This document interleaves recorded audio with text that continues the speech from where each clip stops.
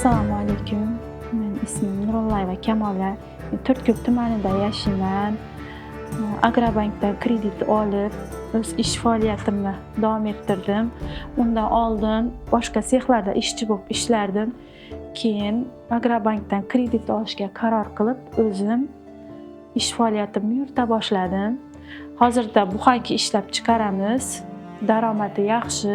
Shu uydan ochdik. Sexni ishni orqasidan oilamizni, bola chaqamizni boqyapmiz. 2 yilcha ishchi bo'lib sexda ishladim. Keyin bu ish faoliyatimni yaqinda boshladim. Hali bir 3 oy bo'ldi boshlaganimga. Oila boqish, farzandlarimiz ulg'ayib katta bo'lyapti. Ham uyni yonida, ham farzandlarimga qarayman, maktabga yuborish, ularni osh-ovqati, ham uyda ish qilaman, ham farzandlarimga qarayman, ham non pishiramizda.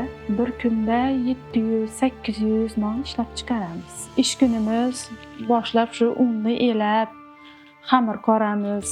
Xamirdan laganlarga olib, ozroq damini oldirib qo'yamiz. Keyin qoliplarga solamiz. Qoliplarda yetishgandan keyin pechda qo'yib pishirib olamiz. 45 daqiqada pishib chiqadi nonimiz. Unni shu o'zimizni 4 don mahsulotlari nasidan olamiz. Shu bu ishni yo'lga qo'yishimdan maqsad baribir o'zimni ishim, oilaviy daromadni ko'paytirish maqsad bo'lgan.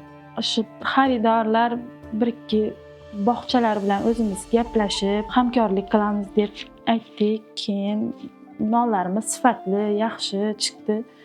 Odamlarning o'zi kela boshladi. Keyin hozirda mijozlarimiz bog'chalar, choyxonalar, bozor. Bir kunda 700-800 ta non yetkazib beramiz. Sof foydamiz 150-200 mingga yaqin bo'ladi. Bir oyda 5-6 million daromad qilamiz. Hozirda o'zim ishlayman. Xudo xolasa kelajakda bundan ham seximizni katta qilib, pechkalarni yana olib, yaxshi rivojlantirish niyatimiz bor.